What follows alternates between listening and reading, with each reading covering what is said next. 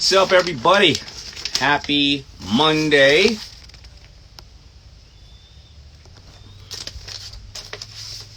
Hope everybody's doing absolutely amazing. Can you all hear me? Hey, the beauty shark Jinger, how you doing? You know, it's Tim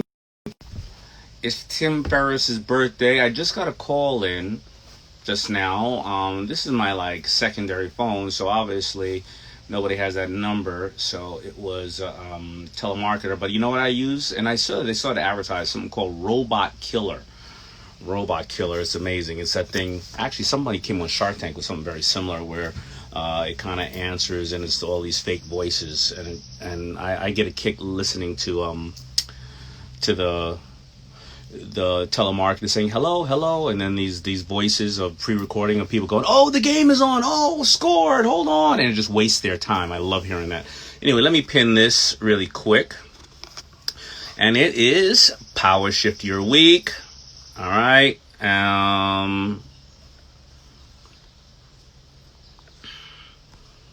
Pin the comment, Power Shift Your Week. All right. Hey, Mike Pears. It's going well. Everybody's ready to rock. All right. So, I do Power Shift Your Week every single week, Monday at 1 o'clock, and Tuesday I do Power Shift Talks. And I do that at 1 o'clock as well, where I bring on certain people. But today, actually, on Power Shift Your Week, the segment number, what is it? Usually number 2 or 3? It's number 3 usually. It's when I bring somebody on because, the first one, I'm going to educate you on things that I have learned that is going to help me through this week. And segment 2, I tell you about a song that hopefully motivates me and maybe will motivate you. And 3, I bring on a guest. And last week I was doing T-Mobile guests, but today I'm going to bring on somebody here. So start putting in your requests for me to talk to you directly. Make sure though that the questions that you have ready are ones that we can all learn from, or suggestions on what you are doing that we can all learn from. And your suggestions on what you're doing may be a suggestion of something that hurt you, upset you, set you back.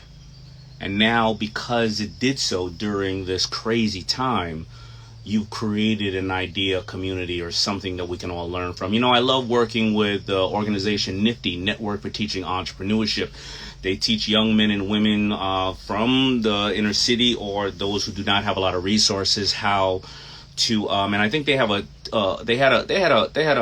movie they created, or a documentary called 1098. I believe that's 1098, and it teaches kids that the same things that you can learn on the street, as in hustling, or that is readily available because that's right there in the streets, you can use towards entrepreneurship. And Network for Teaching Entrepreneurship has a lot of amazing kids in it, as well as mentors. But the way it was started, and forgive me if I'm getting a little bit of the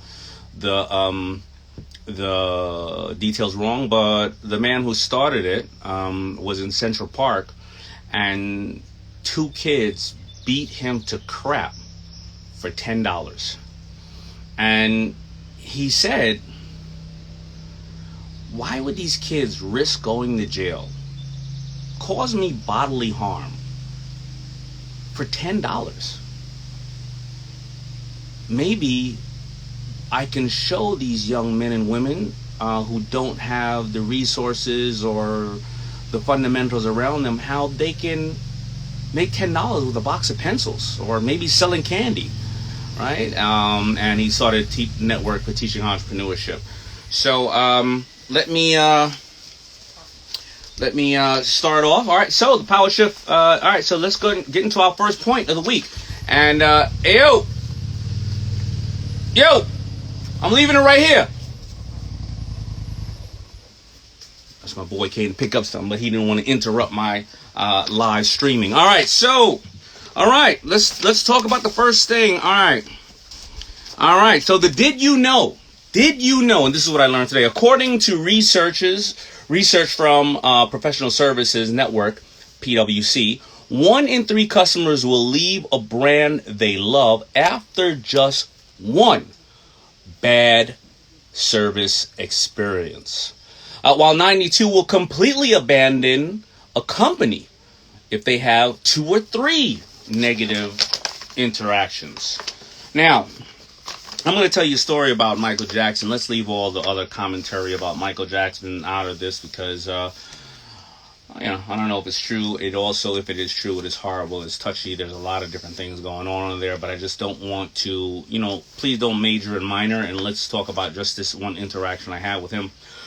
A friend of mine named is Hype Williams, who created many of the more popular videos you would have seen in the 90s, from the Diddy's of the world to the Missy Elliott's to the Busta Rhymes. And, I was over with, Hype had allowed me to go to Michael Jackson's house with him. This would be my first time ever meeting Michael Jackson. I would meet him one other time after that. And I'm not saying it casually. I was in awe. I was like, are you kidding me?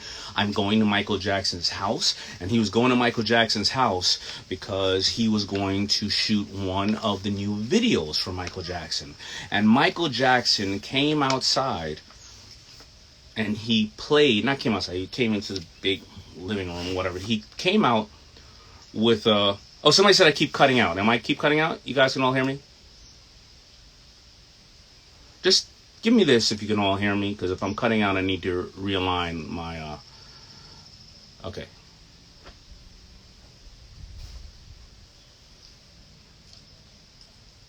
Can you hear me? Just do this, because I want to make sure. Give me a thumbs up. Give me a thumbs up. Give me a thumbs up. Come on. Come on. You can do it. You can do it. Come on. If you can hear me, please give me a thumbs up. I want to make sure we all get this. All right. Chris gave me a thumbs up. All right. Okay. All right. Let's go back to the story. Go over to Michael Jackson's house with my friend Hype Williams. We are in the living room of 4A, and Michael Jackson's coming out to talk about his new video he once shot by Hype Williams. He brings out a transistor radio. And we keep asking, why is this transistor radio? I think Michael Jackson can, afford a stereo system. Back then, maybe we called it hi-fi. No, I'm just joking. But he came out of transistor radio, he said, because most of my fans in the world will hear my music. 90% to 95% will hear my music through this medium. Transistor radio, meaning in Africa, in Brazil, and America, and most places, they would hear it through a transistor radio. So he wanted to make sure that the music was relatable, and if any of you have ever grown up with people or you've seen people in the studio, they are all nodding your head like this because the beat is so blaring, and you know what, maybe the song sucks, but they're overwhelmed by the environment of the beat that's happening to them, and they are just like this, and I'm going, Jesus Christ, this music sucks. Hey, yo, man, it's right here. So that's something that we can all learn from, right? We can all learn from how our customer experience is now. So now let me explain to you more how that relates to you and what the stat is on what I'm going to talk to you about. Because if 92% will completely abandon a brand, a company, after they have 2 or 3 negative reactions, and if 25%, what did I just say, 25%, 1 in 3, 33% would abandon you after having 1 negative, well then, how are people experiencing your brand? Because, listen, let's be real. You can't be perfect to everybody all the time. I get DMs, I get interactions by people, and they may feel neglected by me because I get many of them, right? Some people may go to my website, may be crashing. Some people right now are telling me that I'm cutting in and out, and I'm trying my best to make sure that this is going well for us, but you're not always going to have a perfect experience, and you're not going to have everything covered. So what are a couple of things that you can do to really, somebody just said your voice is matching, and your voice is not matching the words. I'm not sure if that's me or I'm not sure if we're talking about the band, but the bandwidth. All right, but let's think about this, right? My team uses customer journey maps to see how our customers interact with web pages and emails in chronological orders, which is a great and easy way to see everything in the same way that the customers do. And when they're seeing it, it gives us more context. Most of the time people come through customer services because they have a problem and need help. But if you can go ahead and solve those potential issues ahead of time, I'm even guilty of this, and thank God it's because I have a staff. Somebody said, I'm frozen now. I'm sorry, everybody. I'm just trying to get through this here. And maybe it's on your side, maybe it's Instagram, and maybe it's my side. But, you know, I'm even guilty of not doing this sometimes. Go to your website or your social media page or your customer service as a customer and say, I want to buy this one thing from me, or I want to get this amount of content from myself. And you go through there navigating it like a customer and see where you get your glitches. Don't go in there and go, oh, well, I know I don't have that, so I'm going to skip around that. No, act like you want this part of it and that experience. Then go in there as somebody, as a customer, like you want to make a complaint. Now, of course, if you're a one-man, one-woman shop, it's pretty hard for you to call yourself and say, I want to make a complaint. But on the site, is it easy to navigate? Is it easy to find that number? And if you do find the number, you see you have a lot of complaints. How are they being handled? Try to do that. You know, a lot of times when we're doing speaking, and even today, when we do it on Zoom, we used to put, when we do it in person, we put the cameras in back of us to see the crowd's reaction. To see where they laugh, where they smile, where they start looking at their phones, where they start taking notes, where they start mentally checking out, where they start getting up and going to the bathroom. So do that and try that. And I see everybody saying I'm cutting out, and I'm sorry. We're going to repost this for you guys to listen. So if you're not having a good experience with it, it's a typical example of what I'm talking about. I will repost this, and if you are constantly having some frozen stuff going on or that, I would say check out right now, because I'm dealing with it the best way I can. And save yourself the next half an hour, 45 minutes to go do something more productive than watch my big head frozen. And then come back to when I post this on a site or something else so you can get that information, because I want to save you time. All right, so that's my point. You know, go through your customer experience with yourself and the brands that you love. Go and check out their customer experiences and all the places that you find that there's a problem. Make sure you don't have that problem. And all the places that you find that they have easy solutions to how to purchase things, make sure you have those easy solutions for yourself. Learn off of other people, because a lot of those people are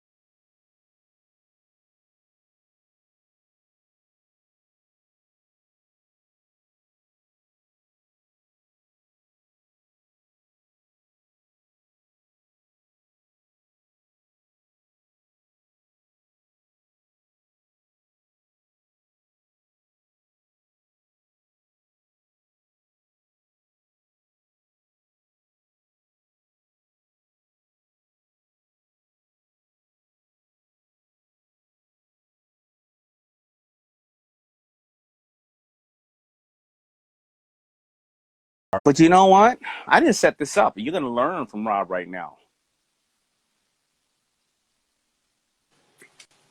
How you doing, Rob? Hey, what's up, my man? You should be ashamed of yourself. Why? I'm pivoting to my office. You know, you were sitting there on standby. You didn't tell me that you were going to talk to me, and it looked like you were just in a torture chamber somewhere. And you are a social media expert. You should have been right there, that beautiful setting right there when you hit me up. Hey, this is some of the iconic that you actually just partnered with. And that's All right. hot. That's Thank you. hot. So Rob, you know, I'm happy you're here, man, because Yeah, of course. what's that in the background, man? That's my dog. All right. Shout out to your dog. No. You can leave it, man. Listen, I got ducks in the background. Don't worry about the dog. We're all good here. All right, man. I want to get right into it because I want Yeah, of people course. to know who you are. So first of all, you send me all kind of things from amazing places. You don't even ask me to put it on Instagram. You sent me some Wagyu beef. You just sent me. What did you just send me? I'm going to post that because this thing cooks steak so crazy. But when it pulled up to the door, the name on it, my wife was like, "Are you trying to get kinky?" What was the name on this thing? It's Beefer. The beefer. Yeah. The beefer. Yeah. Yeah, of course. Yeah. So my wife was like, "Yo, what's going on in here? Is there something I need to know?" The beefer. Yeah, What does like, it do? COVID got your mind crazy. Yeah. What does it do? It is what? You know, it actually, so like the top steakhouses use that to do their high steak. So like get that charcoal on there to get that burn, get that right cook in it. So you basically just slide your meat in there, put it at a certain temperature. All right, hold on. Yeah, there hold we on. go again. Let's fix that. Let's fix that. So it looks like, you know, when you go to the buffets, oh God, buffets are closed. But you go to the buffets and you put the bread in that toaster thing, Yeah. and it kind of rolls and then it slides out the bottom, right? Yep.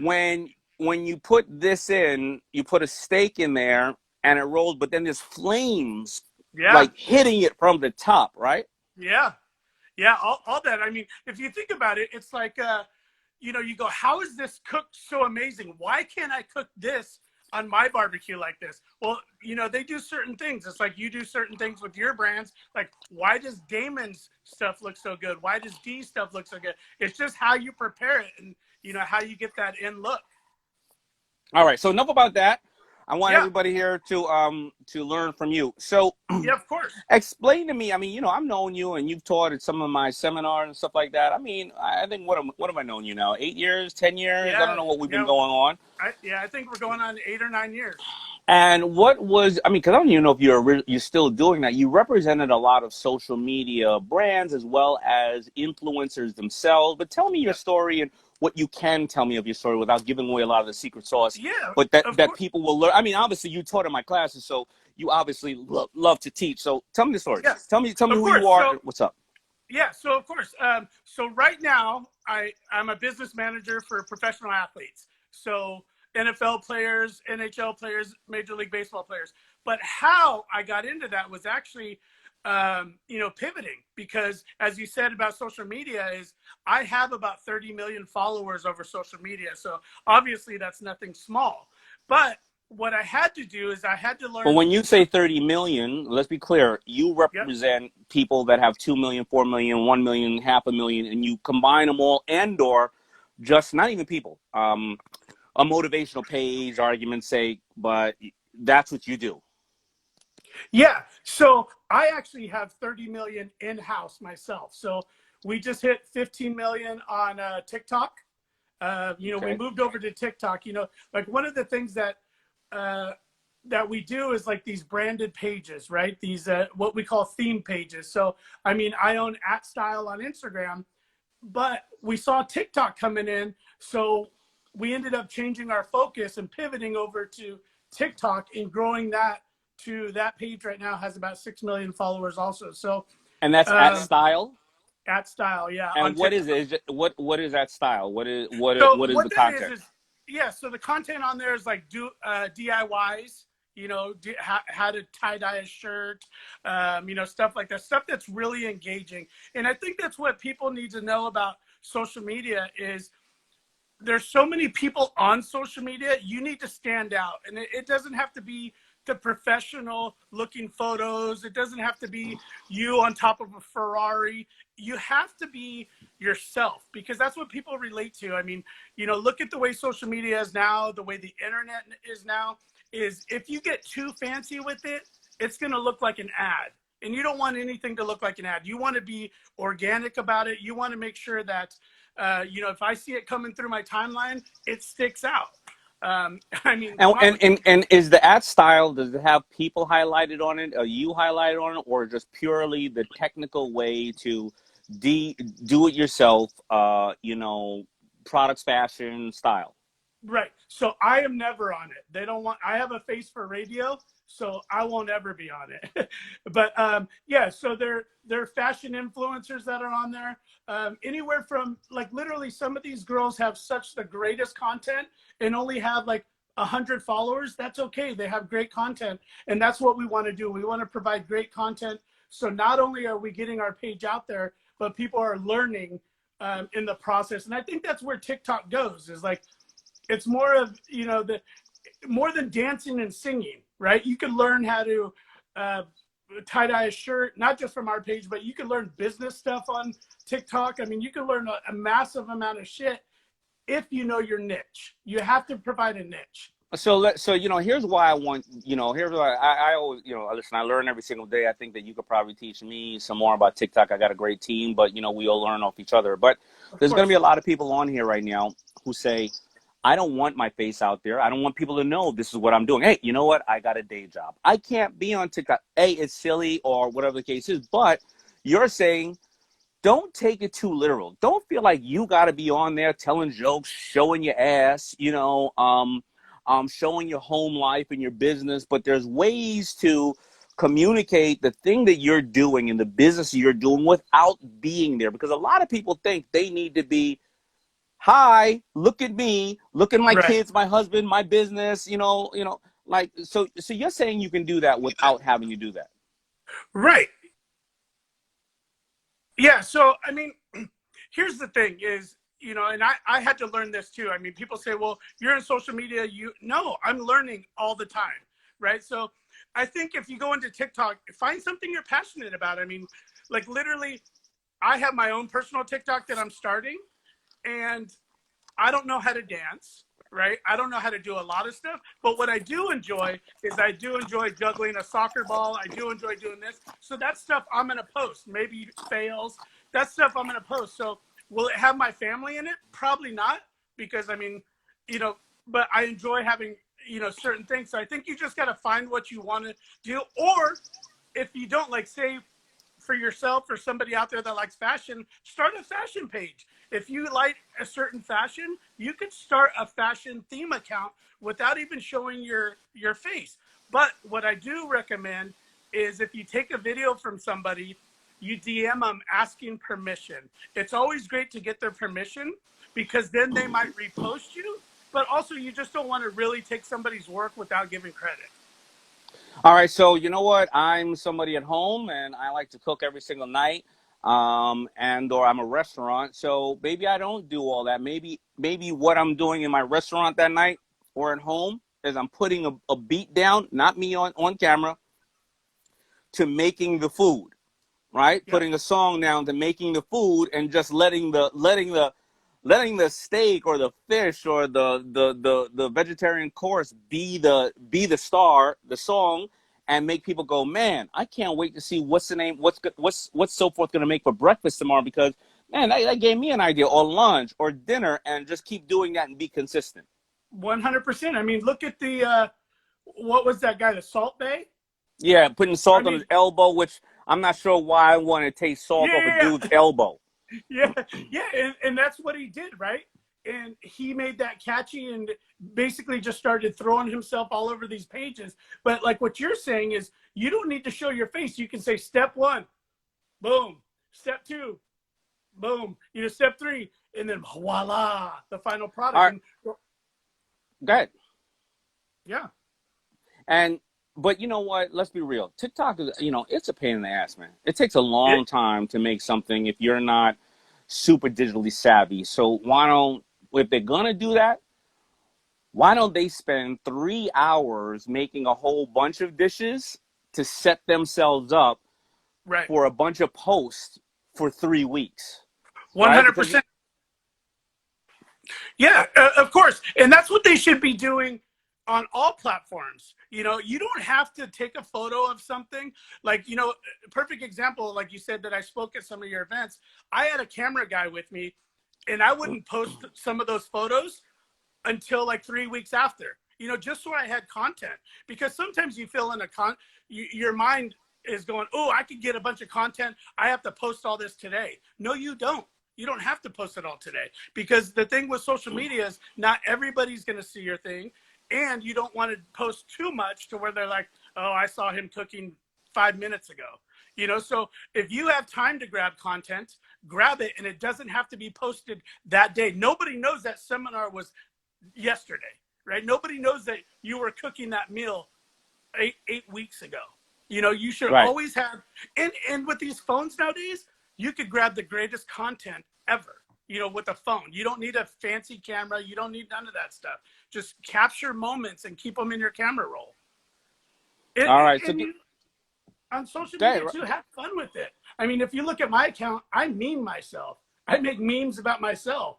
You know, I do it before people can. So, I mean, have fun with it. That's what it's supposed to be. Be social. all right. Where can people follow you, Rob? Yeah, so you can follow me on Instagram at Ballin, Ballin. How hard was it to get that name?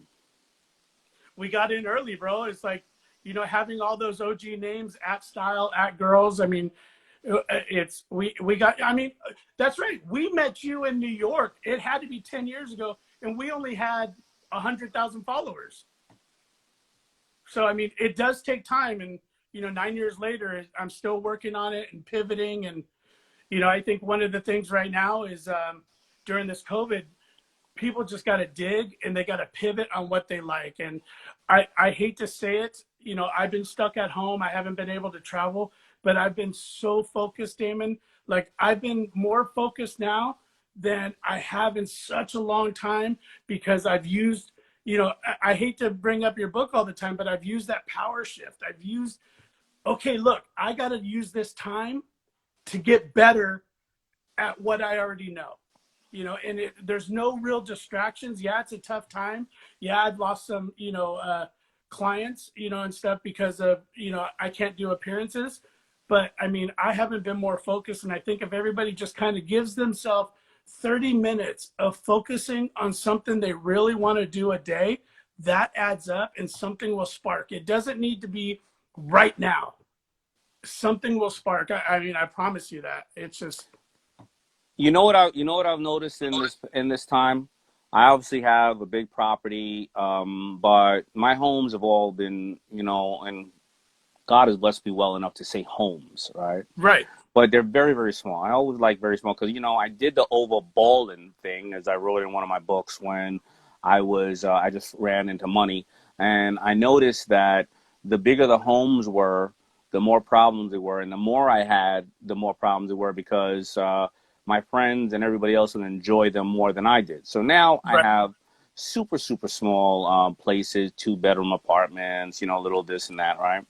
But I noticed since the pandemic, at first, my wife and I, you know, we were on top of each other, you know, and with the baby and everything else, and we were kind of clashing here and there. Not big clashes, but little Yeah, of tips. course.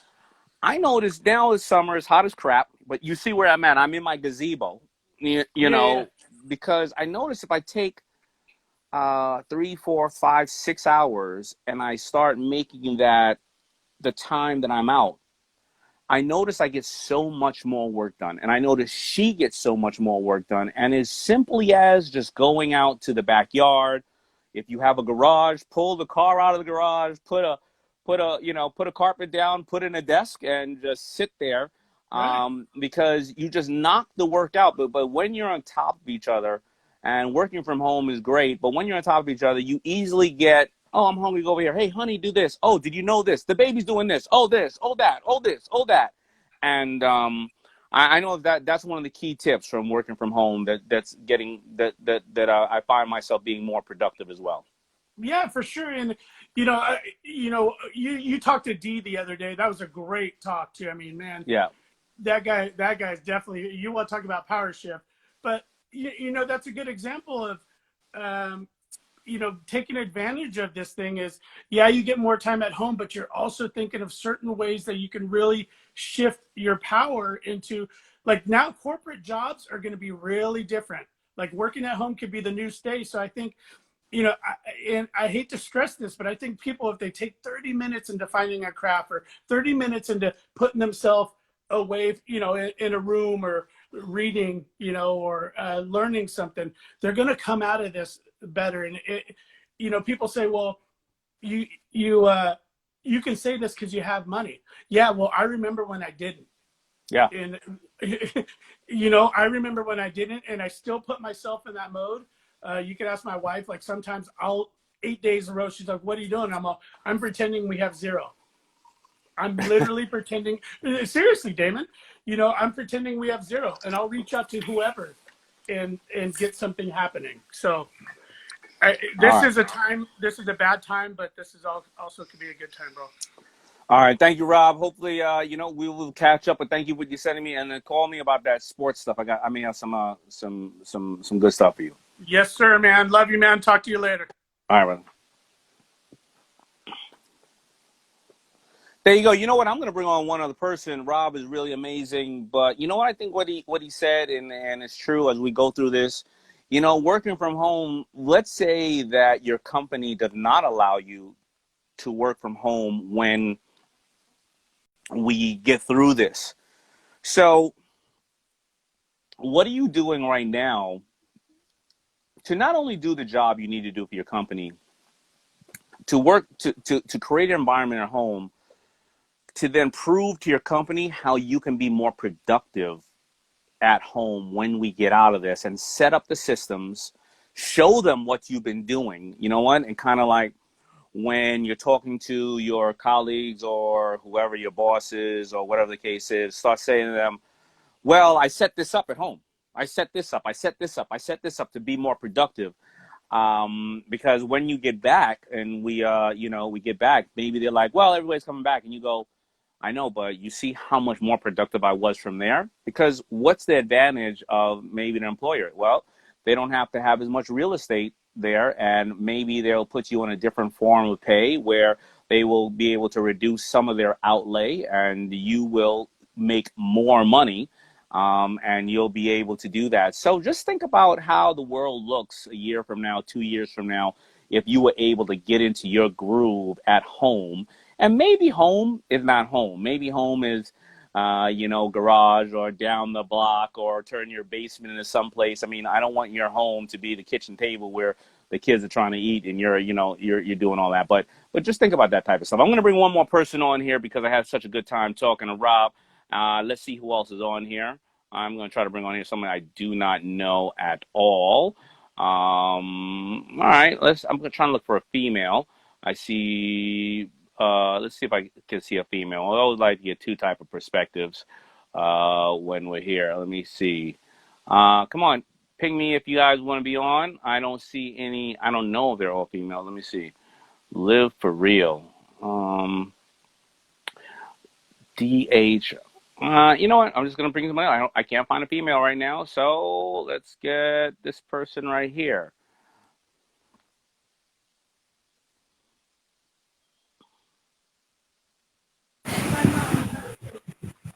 Sounds loud. Hi. Sounds loud. Connecting. I can't see you. Not internet. I am from India. You're from India. I can't see you. I am from India. I'm sorry, we're having a bad connection. I'm gonna have to hop off and get somebody else. I'm sorry about that. I cannot see him trying to get you, but all right. One more person. Let's see. All right. That was somebody from India. It sounded like a female, but PCG. Let's see who this is right here. PCG 7 something. All right. Hey, what's up, man? How you doing? Good. I didn't even know you were accepting me. I had my phone down just listening. No, it's all good. It's all good. What's your name, man? Paul. Paul, where you from? I'm from Connecticut. Connecticut. Good Yeah. people up in Connecticut, man. What's going on? You got a good question, comment, information, something we can all learn from, or maybe a question that I can answer? Yeah. So actually, I'm in the clothing realm too, and actually, I sent you some gear before. I don't know if you ever got it. What was the name? PG Sports. I'm not sure if I got it yet. How long ago was that? Years ago. Oh, okay. All right. What's going on with you, man? Come on, Paul. Talk to me, man. We got a lot of people here listening and and watching, and they want to learn something. My question for you, just like selling apparel and stuff, like in 2020, like what do you think is like the best like website platform to use? I don't get the slightest clue, man. Website platform, are you talking about a Shopify type of thing, or are you talking about, huh?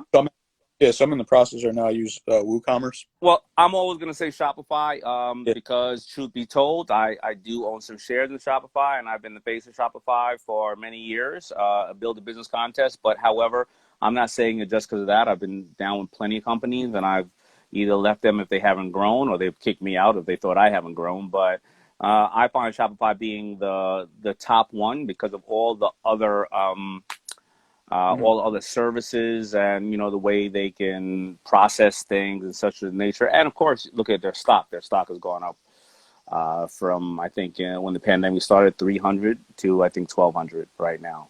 So it shows that there's value in them. So that's one answer. And we use Shopify. We use Shopify for some of our, well, actually all of our accounts to sell direct to consumer. Yeah. No, I'm actually switching over to it. Going to be launching in a couple of days. That's it, man. That's all you wanted? I mean, I wasn't prepared. I'm going to be honest. You always got to be prepared, Paul. All right, you run into the elevator. You see me, and you sit there, and let's say you don't even like me, but you know that I have some bit of knowledge in some arena that could potentially help you. You're like, you know what? I'm in there. I'm in this elevator with this asshole. But you know what? I got it. All right, you're gonna say. All right, so I can ask him something. Okay, ask him. So I do sports marketing and help pro athletes build their brands. But right now, I'm trying to get my foot into the door to bigger companies for like sponsorships and stuff. So how is the best way to go about that? Well, everybody at the companies are answering DMs now. So DM and of course LinkedIn are the best way to reach them. But you're doing sports marketing for athletes, correct? Yeah. All right. You already have a couple of athletes on? Yeah. All right. So how could you get them to, number one, give you user-generated content as in testimonies to say, this is what he has done for me, or the company. Maybe the company is, you don't put yourself in the company. What is it called? PSG or something like that? Something like that? What is it called? PG Sports.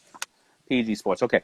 So you have them to do user-generated content and say testimonies, but then you also got to show them your work. Like, how do you show them like a small reel, 1 minute, 2 minutes of some editing of your work and what you have done, and then you lay out everything. Here's who your company is.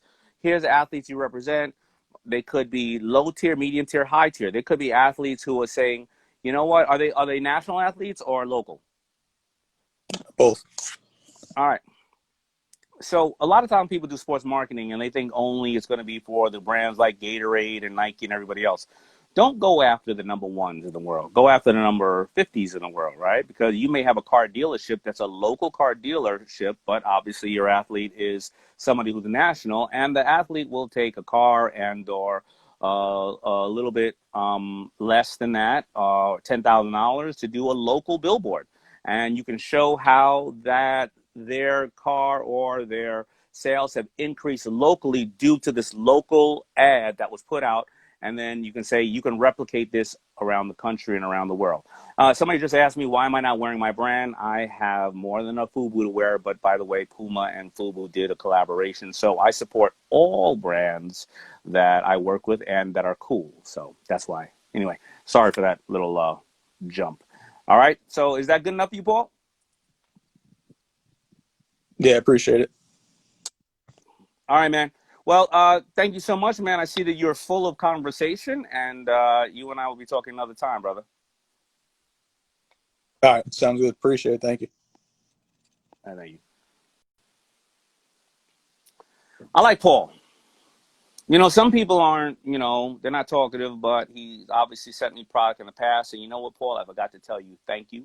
That means you invested in me by sending me something. You said it was a couple of years ago. And he follows me, and obviously, had a couple of questions, but didn't want to be outward. You know, maybe he didn't want to throw his information out there or seem like somebody who didn't know or just wasn't ready for that. Anyway, thank you everybody for that. So now, of course, I'm going to give you what I call my challenge of the week. And let me make sure that I can find my challenge of the week for you, because tomorrow I'm going to bring on some really interesting guests, and I'll let you know who that is. My challenge of the week is assess your customer service as it currently is and identify where you can improve. Remember, go through your system as if you were a guest. Go through your system if you were complaining. Go through your system as if you were somebody new you wanted to sign up for. Also, go through other people's system. You know, the places that you go that you really, really love, why don't you start writing down why do you love them? And if you notice that they all have a common denominator, well, is that common denominator something that you're using? Remember the last time that you went on to something and you couldn't stand how it felt when you were on there, and write down the reasons why.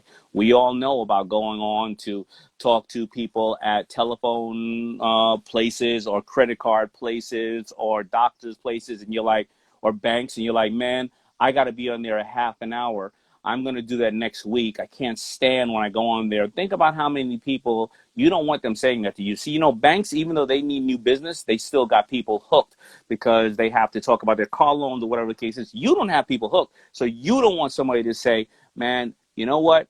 That place reminds me of when I deal with the bank or the whatever company, and it's going to be on there forever. You know what? I don't want to deal with that place anymore because I know I have to deal with the banks. I know I have to deal with this. I don't want to deal with that person. So anyway,